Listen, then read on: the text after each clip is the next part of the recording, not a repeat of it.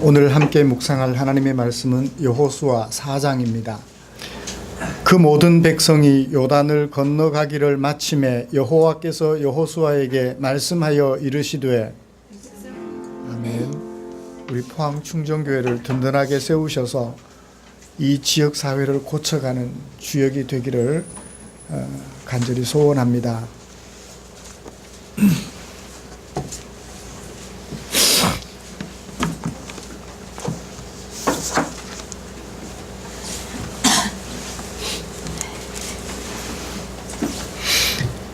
하나님께서는 요단강 도하를 진두지휘하는 여호수아에게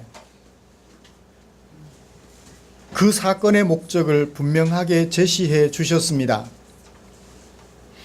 하나님께서 모세에게 함께 하셨듯이 하나님께서 여호수아에게도 함께 하심을 백성들로 하여금 알게 하는 기회로 삼겠다라고 말씀하셨죠.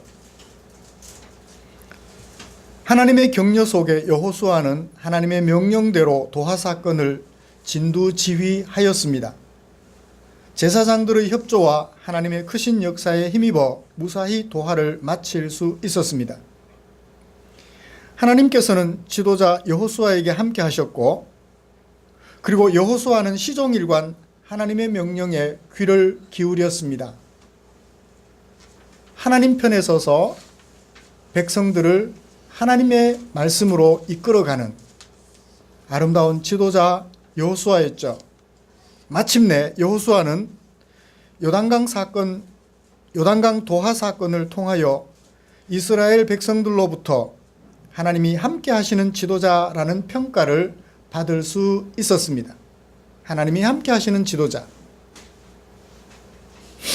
가정에서, 교회에서, 사회에서, 일터에서 사건마다 우리가 하나님을 경외함으로 말미암아 가족들과 성도들과 이웃들과 동료들로부터 하나님께서 함께 하시는 지도자라는 평가를 받으며 살아가는 저와 여러분들 되시기를 간절히 소원합니다.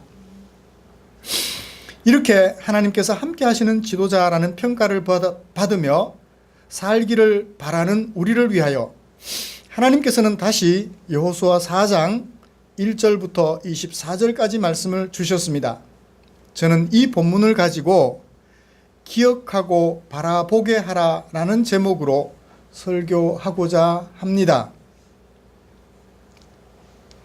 오늘 우리가 함께 읽은 본문은 앞에서 읽었던 요단강 도하 사건을 한 번 더 언급하고 있습니다.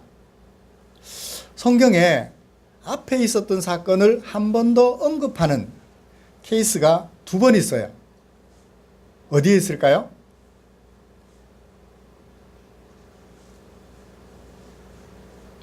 어디에 있을까요? 시작부터 긴장하게 만들어 드리겠습니다. 어디에 있을까요? 혹시 기억하시면.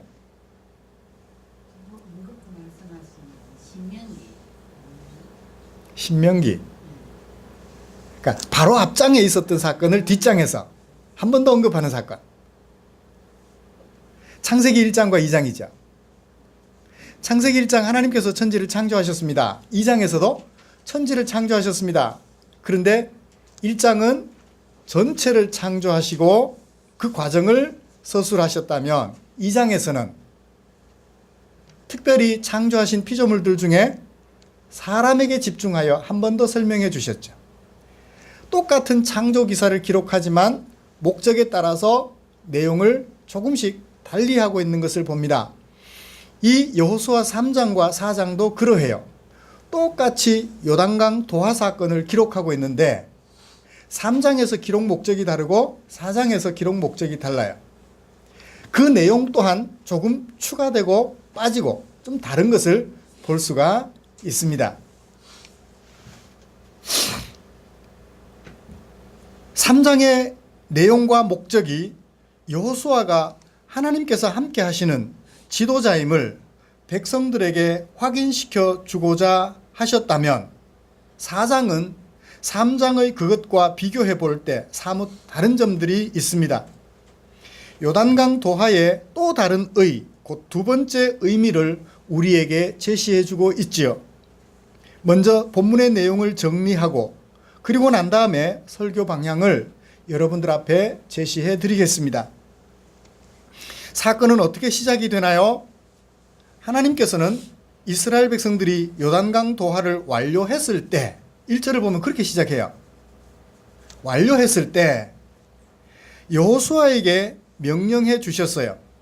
각 지파 대표 12명을 차출하여서 다시 요단강으로 들여보내라.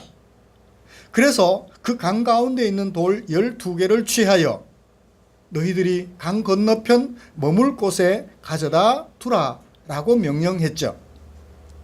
여호수아는 하나님의 명령과 그 명령이 가지는 의도까지 알았던 것 같아요. 그래서 백성들에게 12명에게 지시합니다. 가서 12돌을 가져오라. 이것은 앞으로 후손들을 위하여 표징이 될 것이다 라고 얘기를 해 주었죠. 사건은 위기에 치닫게 됩니다. 각 지파 대표 12명 이미 건너온 그곳이잖아요. 들어가라고 그래요. 여러분들 같으면 들어가고 싶겠어요? 믿음이 엄청나게 좋으면 모르겠지만 약간이라도 무서운 마음이 든다면 그 요단강을 가르고 건너온 그곳 다시 들어갔다가 혹시나 강물이 흘러넘쳐서 빠져 죽으면 어떡해요? 과연 여호수아가 차출한 그 12명이 이미 건너온 그곳으로 다시 들어갈 믿음이 있을까? 걱정이 돼요. 여호수아가 명령을 했지만 다행스럽게도 그 12명은 다시 들어가서 여호수아가 지시해 준 그 사항들을 이행하게 됩니다. 또다시 여호수아도 강으로 들어갔어요. 그리고 어떻게 합니까? 언약궤를 맨 제사장들이 발을 딛고 서 있던 그곳에 12돌 모아서 그곳에다가 보이지 않을 그곳에다가 기념탑을 세웠다고 합니다. 사건은 절정에 이르게 됩니다. 하나님의 은혜로 말미암은 도하였음을 기념할 만한 상황이 4가지로 10절부터 18절까지 전개가 돼요.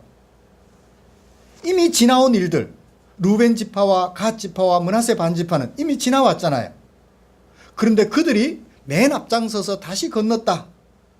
맨 앞장서서 건넜다는 얘기를 다시 거론합니다. 그러므로 과거에 있었던 사건을 현재에 다시 기록하는 것으로 보아서 이 요단강 도하 사건은 하나님의 은혜로 하나님의 강하심이 이 일을 이루었다라는 것을 나타낼 목적으로 여러 가지 사건을 배치하고 있는 것을 보게 되지요. 4가지를 배치해주고 있습니다. 그렇게 사건은 절정에 이르렀고 결말에 이르게 됩니다.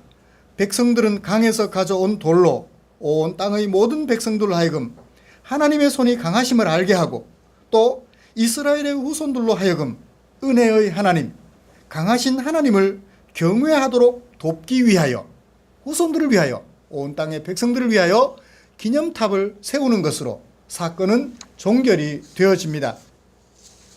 이 사건에서 핵심은 3장과 달리 하나님께서 여호수아에게 요단강 도하 사건에 대하여 온 땅의 백성들과 이스라엘의 후손들로 하여금 누구를 경외하게 하기 위해서? 하나님을 경외하게 하기 위해서 기념탑을 세웠다 하는 것이 핵심입니다.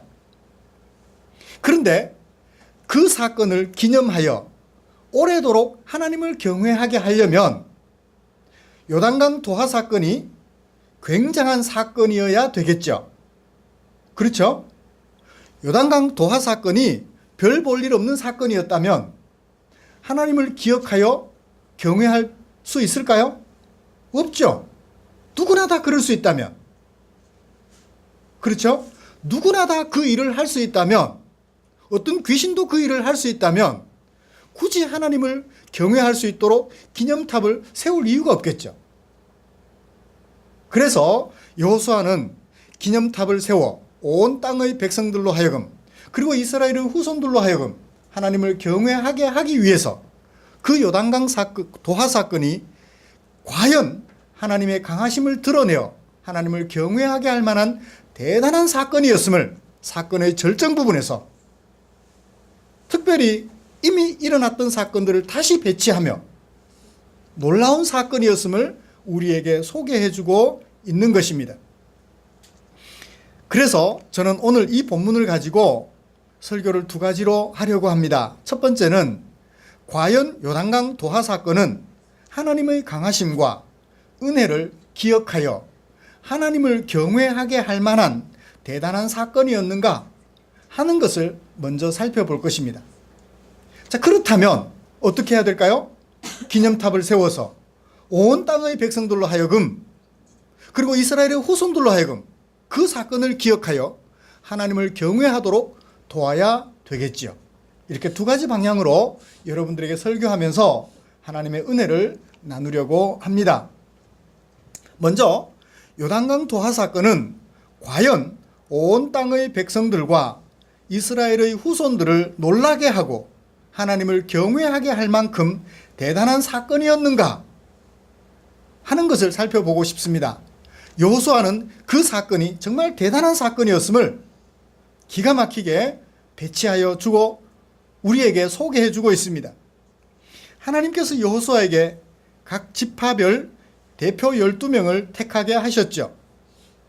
요단 가운데 제사장들의 발이 굳게 선 그곳에서 돌 12를 취하여 그것을 가져다가 오늘 밤 너희가 유숙할 그곳에 두게 하라고 명하셨습니다.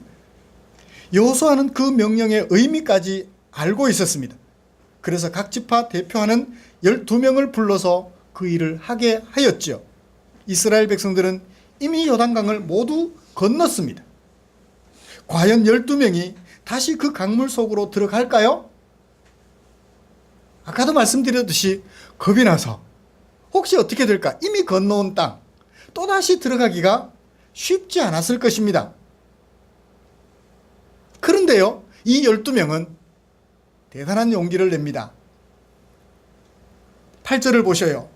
이스라엘 자손들이 여호수아가 명령한 대로 행했어요. 여기 이스라엘 자손들은 뭘 말할까요? 12명이죠. 이스라엘 자손들이라고 표현됐지만 사실은 12명이에요. 여호와께서 여호수아에게 이르신 대로 한 일이 뭐예요? 돌 12를 취하여 온 거예요. 돌 12를 취하여 오라고 여호수아에게 명령받은 사람들은 몇 명이었나요? 각 지파별 대표 12명이었어요. 그러므로 여호수아에게 명령받은 12명은 다시 지나온 그 강을 다시 되돌아 들어가서 돌 12를 취하여 오는 놀라운 일을 해낸 것입니다. 이것은 요단강 도하 사건이 참으로 놀라운 사건이며 대단한 사건이었음을 다시 한번 확인시켜 주는 거예요. 한 번 건너가는 것도 어려운데 건너갔던 사람들이 다시 들어가서 돌을 취해올 만큼 요단강이 갈라지는 사건은 너무나도 분명하고 확고하였다는 것이죠.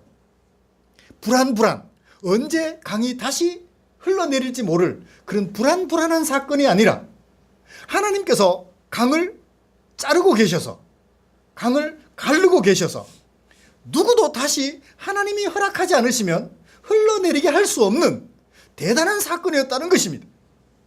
여러분 놀랍지 않으세요?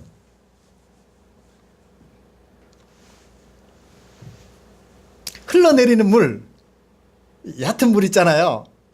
우리가 돌을 쌓고 거기에다가 모래 같은 것을 끼워 가지고 뭘 만들어요?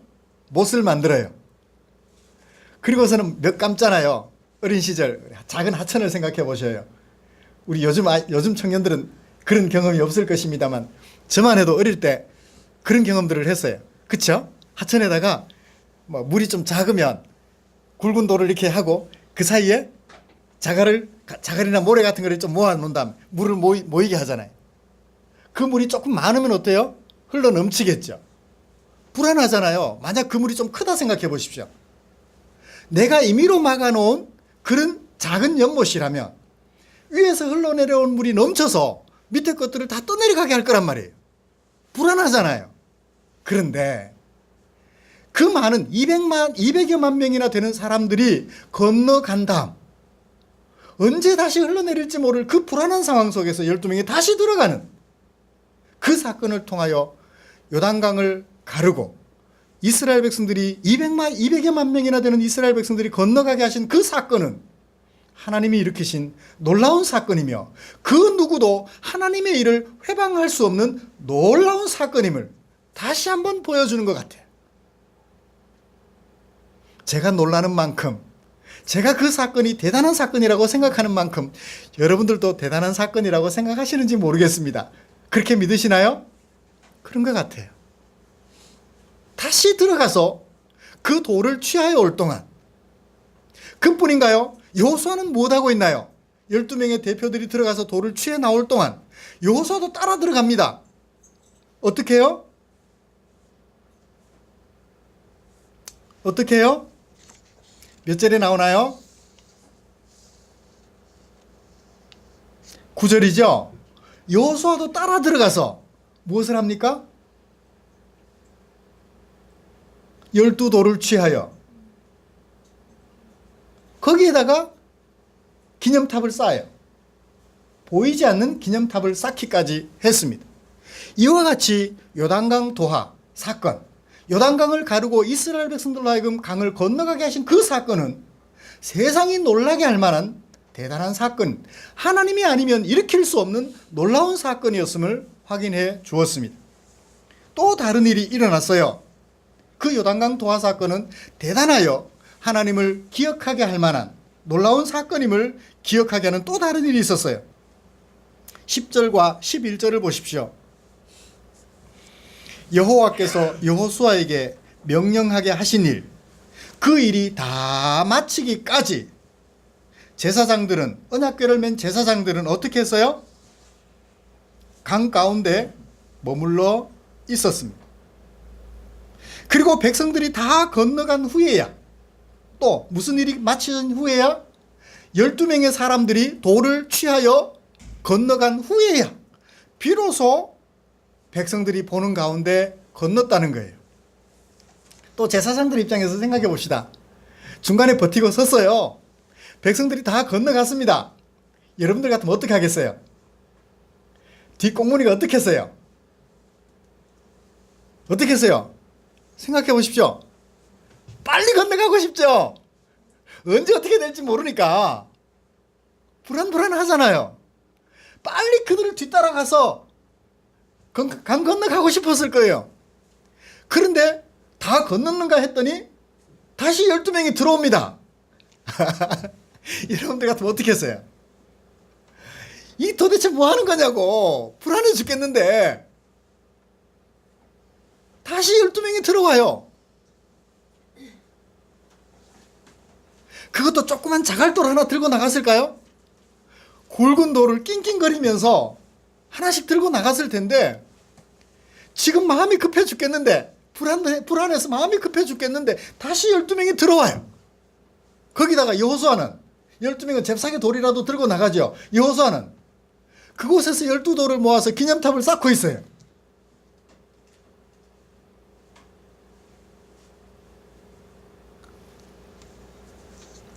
제사장들은 마지막 순간까지 버팀으로써 또다시 마지막 순간까지 버팀으로써 두 번의 사건을 버팀으로써 요단강 도하 사건은 하나님만이 행하실 수 있는 놀라운 사건이었음을 다시 한번 확인해 주었습니다. 또 다른 일이 있었어요. 무슨 일이 있었습니까? 12절과 13절을 보십시오. 루벤 자손과 갓 자손과 므낫세 반지파는 어떻게 했나요? 모세가 자신들에게 명령해 준 대로 무장을 하고 이스라엘 자손들보다 맨 앞서 건너갔대요. 이건 언제 있었던 사건이에요? 12명의 대표들이 돌을 가지러 오기 전 이스라엘 백성들이 처음으로 건너갈 때 그때 맨 앞서 건너간 거예요. 자, 이들은 어떤 사람들이죠? 1장에서 루벤 지파와 갓 자손과 므낫세 반지파 이야기를 우리는 이미 읽었습니다. 여호수아가 하나님에게 위로를 받은 후에 내가 너와 함께 하겠다. 내가 너를 버리지 않겠다. 담대하라. 너희가 발로 밟는 그곳은 내가 그 땅을 너희에게 주겠다라고 말씀하셨을 때 여호수아가 제일 먼저 누구를 찾아갔나요? 루벤 지파, 갓 지파, 므낫세 반 지파를 찾아갔어요. 얘들아, 너희들은 이미 요단강 동쪽에 하나님이 주신 땅을 차지했지만 놔두고 백성들 앞서 건너가라. 가서 네 형제들이 땅을 다 차지하도록 도와준 후에 그리고 돌아와서 너희 땅을 기경하라 라고 얘기를 했어요. 그때 백성들이 뭐라고 말했나요? 이 루벤 지파, 갓 지파, 므낫세 반 지파 사람들이요, 당신이 하라는 대로 하겠습니다. 다만 당신에게 모세에게 하나님이 함께 하셨던 것처럼 하나님이 함께 하시기를 원합니다 라고 얘기를 했어요. 그런데 요단강 도하 사건을 보면서 뭘 보았던 거예요? 모세에게 함께 하셨던 하나님이 여호수아에게 함께 하시는 것을 본 것 같아요. 그래서 이 루벤 지파, 갓 지파, 므낫세 반 지파가 맨 앞장서서 요단강을 건너게 되었던 것이죠. 후에 이 사건을 집어넣어서 삽입해서 우리에게 소개해 주고 있습니다. 다시 말하면 루벤 지파, 므낫세 반 지파, 갓 지파 사람들이 맨 앞서서 건널 수 있었던 것은 여호수아에게 하나님이 함께 하셨고 이스라엘 백성들에게 하나님이 함께 하셔서 요단강을 건너게 하셨던 놀라운 사건이었음을 다시 한번 확인해 주고 싶어하는 저자 여호수아의 마음이 여기에 고스란히 소개되고 있음을 우리는 알 수가 있겠습니다. 마지막으로 또 다른 일이 일어났어요. 무슨 일이 일어났나요? 14절. 여호와께서 여호수아를 크게 하셨다. 그 백성들 앞에서. 그래서 생존하는 날 동안 백성들이 모세를 두려워했던 것처럼 여호수아를 두려워했더라. 요단강 도하 사건은 놀라운 사건이었다. 마지막으로 15절, 16절, 17절, 18절 언약궤를 맨 제사장들이 마지막으로 건너오자 어떻게 되었더라? 요단강물이 이전처럼 언덕에 흘러 넘쳐 범람하면서 흘러갔더라. 여러분, 이 저자 여호수아는 네 가지 사건을 통하여서 요단강 도하 사건이 얼마나 놀랍고 놀라운 대단한 사건이었는지, 하나님만이 일으킬 수 있는 사건이었음을 강조하여 소개를 해 주었습니다. 3장에 이어 4장에서 또 이렇게 자세하게 두 번째로 언급하는 것은 물론 다른 내용까지 추가하여 진술한 이유는 무엇일까요? 좀 전에 말씀드렸습니다. 하나님만이 하실 수 있는 일, 요단강 도하 사건은 하나님만이, 강하신 하나님만이 하실 수 있는 사건이었음을 알게 하기 위함일 것입니다. 여러분, 우리가 보아도 대단한가요? 어떤 불안한, 사람들이 가질 수 있는 어떤 불안함도 잠재우고 편안히 건널 수 있게 해주신 강하신 하나님의 역사였다고요. 우리 하나님은 이런 분이세요. 우리 삶 속에 하나님을 적용하지 못해도 내가 믿고 나를 당신의 백성으로 삼아주신 하나님이 어떤 분이신지 이 사실만 알아도 우리의 마음은 행복해져요. 내가 남편이라고 생각하는 사람에 대한 놀라움을 발견하면 그 자체로 내게는 기쁨이죠. 역시 내가 사람 잘 골랐어. 역시 내가 그 사람의 사랑을 받고 있다는 것은 기쁨이야. 이렇게 놀라우신 하나님, 대단하신 하나님, 그 사실을 발견하는 것만으로도 우리에게는 엄청난 행복이, 내가 믿는 하나님, 나를 백성으로 삼아주신 하나님. 여러분, 우리 하나님은 이스라엘이 만났던 바로 이 하나님이세요. 우리가 믿는 하나님과 이 이스라엘을 인도하여 내셨던 그 하나님이 다른 하나님이 아니라는 거예요.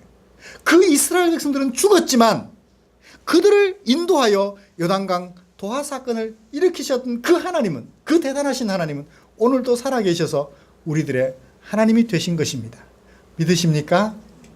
그래요. 세상에 나가셨을 때 담대하십시오. 대단한 권력을 가지고 여러분들을 위협하고 협박하거든 이 하나님이 내 하나님이심을 기억하고 담대하십시오. 뒤가 땡기고 무서운 것이 있을지라도 최후의 순간까지 그들에게 약속하셨던 것을 이루어내신 그 하나님이 바로 우리의 하나님이심을 잊지 말고 기억하십시오. 세월이 지나가면서 뒤가 조금씩 땡겨요. 과연 죽음 후에는 무엇이 있을까?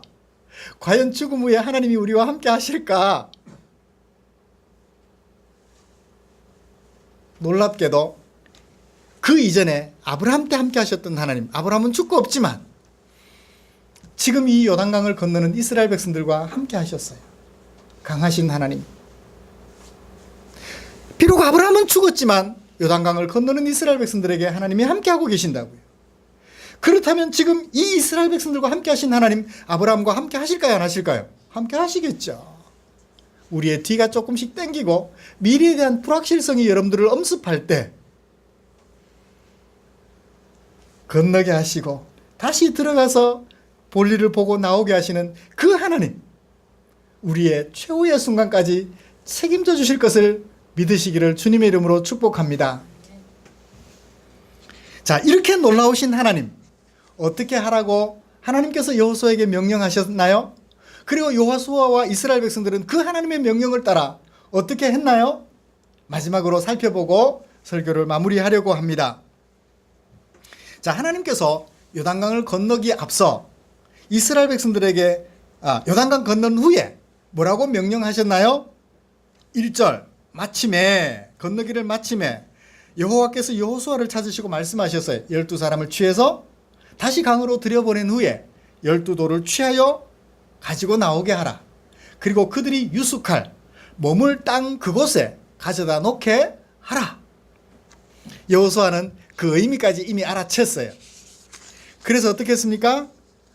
12사람을 택하여 강으로 다시 들여보내가지고 12개의 돌을 취하여 오게 했습니다. 그러면서 이유까지 설명해 줬어요. 하나님은 여호수아에게 이유를 설명 안 해줬지만 여호수아는 12명에게 이유까지 설명해 줬습니다. 너희 후손들이 이 돌이 무슨 의미가 있습니까? 라고 물으면 그때 대답해 줘라. 하나님께서 요단강을 건너게 하셨다고 말입니다.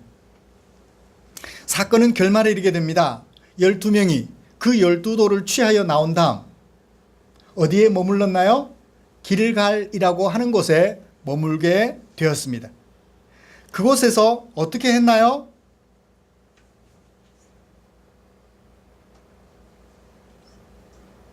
열두 돌을 세웠어요. 어떻게 세웠을까요? 12개의 돌을 하나 12층 탑으로 세웠을까요? 아니면 밑에 과학적으로 4개, 3개, 2개, 1개, 12개 맞나? 안 맞는데? 하여튼 그렇게 세웠을까요?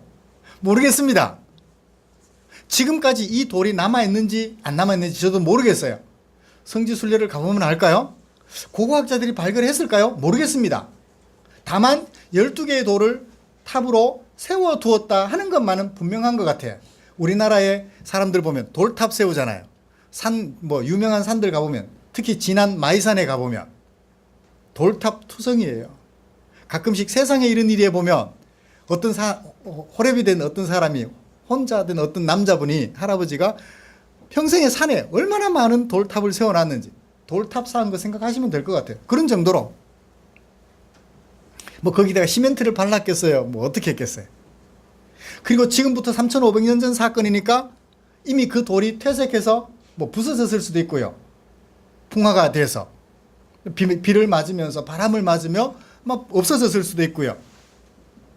12개의 돌을 세웠다고 했습니다. 그 돌을 가지고 여호수아가 이스라엘 자손들에게 설명을 합니다. 후일에 너희의 자손들이 그들의 아버지에게 묻기를 이 돌들은 무슨 뜻입니까? 하고 물을 텐데 그때 이렇게 대답해 줘라 라고 말하는 것이 22절 이하 24절까지 말씀이세요. 굉장히 중요한 의미를 담고 있습니다. 특히 23절을 보세요. 다 같이 읽어볼까요? 시작. 너희의 하나님 여호와께서 요단물을 너희 앞에서 마르게 하사 너희를 건너게 하신 것이 너희 하나님 여호와께서 우리 앞에 홍해를 말리시고 우리를 건너게 하심과 같았나니. 여기 사용된 수사법은 무엇인가요? 무엇은 무엇과 같다. 직유법을 사용하고 있죠. 지금 요단강 건너는 이 사건을 무슨 사건과 비교하여 소개해주고 있나요? 홍해를 건넜던 사건과 비교하여 보여주고 있습니다. 이스라엘 백성들이 애굽에서 나온 후에 홍해 앞에 직면했습니다. 뒤에는 누가 쫓아오고 있나요? 이스라엘 백성들을 종으로 부리고 있었던 애굽 왕과 군대가 뒤쫓아왔어요. 왜? 다시 붙잡아가서 종으로 부리려고. 뒤에는 자신들을 붙잡아가려는 애굽 군대, 앞에는 그들을 수장시킬 수 있는 홍해 바다가 놓여 있었어요. 이런 걸 뭐라고 그래요? 진퇴양난이에요. 어디를 가도 희망이 없어요. 왜 나왔던가 후회할 만한 상황이 펼쳐졌습니다. 그때 하나님께서 어떻게 하셨나요? 물을 가르시고 백성들이 마른 땅 건너듯이 건너게 하셨으며 그들을 잡으려 했던 세력들을 물에 수상시켜 버리셨어요. 그 사건과 연관성이 있음을 얘기해 줍니다. 물 가운데서 건져내어 그들을 구원하시며 하나님이 허락하신 세상에서 하나님의 백성으로 살게 하셨다. 이것이 뭐라고요? 한강 도하 사건이며 홍해 사건의 의미라는 것을 우리에게 소개해 주고 있는 것입니다. 그것을 기념하기 위하여 돌탑을 세워두라 했지요. 그것을 왜 세웠나요?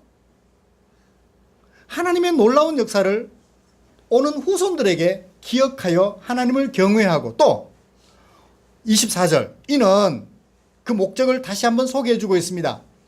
후손들로 하여금 하나님을 기억하여 하나님을 경외하게 하는 것은 물론 두 번째 목적이 또 하나 있어요. 땅의 모든 백성들에게 여호와의 손이 강하신 것을 알게 하기 위하여 기념탑을 세워두라 그렇게 말을 했습니다. 왜 12돌을 모아 기념탑을 세우게 하셨나요? 결말을 보면 알 수 있습니다. 온 땅의 백성들로 하여금 하나님의 강하심을 기억하게 하고 이스라엘의 후손들로 하여금 하나님의 은혜를 기억하여 뭐하게 하려고? 하나님을 바라보며 살아가게 하려고. 기억하여 그 은혜를 감사하고 기억하여 하나님을 바라보며 하나님의 명령에 순종하여 살아가게 하려고 그 기념탑을 세우게 하라 하셨던 것입니다. 여러분, 여호수아는 이 사건을 왜 자세하게 기록해 두었을까요? 기념탑을 세우라. 그리고 그 의의까지 말입니다. 여호수아의 명령 중에 기념탑이 중요할까요? 기념탑을 세운 목적이 중요할까요? 목적이 중요하죠. 만약에 기념탑이 중요했다면 돌의 크기, 그죠? 돌의 종류 이런 것을 얘기했을 것 같아요. 돌의 성질, 돌의 크기 이런 것을 명령해가지고 그 기념탑을 세우게 하셨을 것 같아요. 그런데 하나님께서는 여호수아에게 명령하시기를 돌의 크기, 성질 이런 것은 전혀 말하지 않았어요. 12명 중에 힘센 사람도 있을 것이고 힘이 약한 사람도 있을 거예요. 힘센 사람은 큰 돌을 주워왔을 것이고 힘이 약한 사람은 작은 돌을 주워왔겠죠. 그러면 큰 돌 주워온 사람이 작은 돌 주워온 사람 보고 그것도 주워온 거야? 싸움 날 수도 있죠. 근데 그거 아무런 의미가 없었어요. 그것은 다만 형식상의 의미일 뿐 세월이 지나면 없어질 수도 있는 것이에요. 그런데 여호수아는 그 기념탑을 어디에도 세웠나요? 보이지 않는 강물 속에도 세웠어요.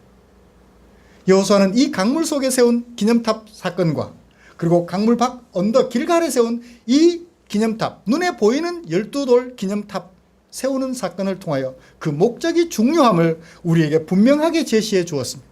이 사건을 왜 기록했을까요? 그리고 이 사건을 오늘 우리는 우리 시대에 어떻게 적용해야 할까요? 마무리하겠습니다.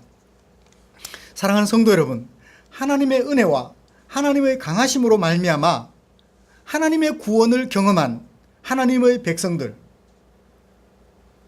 일을 해야 할까요? 기억을 해야 할까요?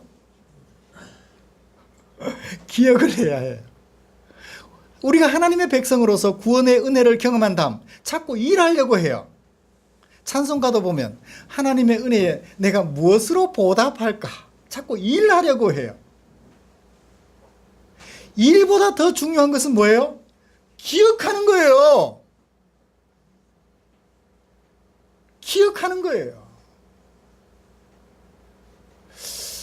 요즘 목회자들이 그래요. 예배당을 크게 지은 다음 예배당을 지으면서 뭐? 성전을 짓는다 그래요. 그리고 그걸 하나님께 드린다고 그래요. 대단한 일을 한 것처럼 교회의 연역에 보면 예배당을 지어 하나님께 드렸다, 헌당했다. 이 대단한 이력이에요. 자꾸 일을 하려고 해요. 일을 하려고 해요.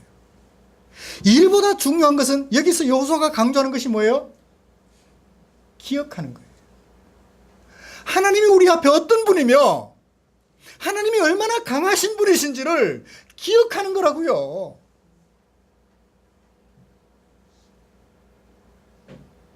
온 땅의 백성들과 하나님의 백성들의 후손들까지 길이 하나님의 강하심과 은혜를 기억하도록 그 도구로서 기념탑을 쌓으라 했던 것뿐이에요. 대단한 기념탑을 세웠다 합시다. 사람들이, 온 땅의 백성들이 그 기념탑을 보고 놀랄까요? 안 놀랄까요? 조금은 놀랄 거예요. 대단하다. 그 기념탑이 대단하지 그 기념탑을 세우고 계신 하나님은 못 본단 말이에요. 그렇죠?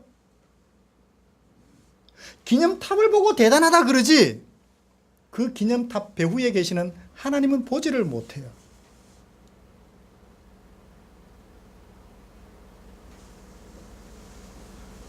무엇 때문에? 기념탑이 나타내고 있는 영광스러움 때문에. 기념탑 배후에 역사하시는 하나님의 영광스러움을 보지 못한다고요. 저와 여러분들이 작은 사람들이지만 능력도 부족하고 숫자도 작지만 여러분들이 하나님의 사람으로서 삶 속에서 하나님의 강하심과 하나님의 은혜를 경험한 사람으로서 그 하나님의 모습을 나타내 보여줄 때 온 땅의 백성들은 그런 저와 여러분들을 보면서 저 사람 보니까 하나님은 대단한 사람이야. 저런 사람이 어떻게 저렇게 바뀌었어?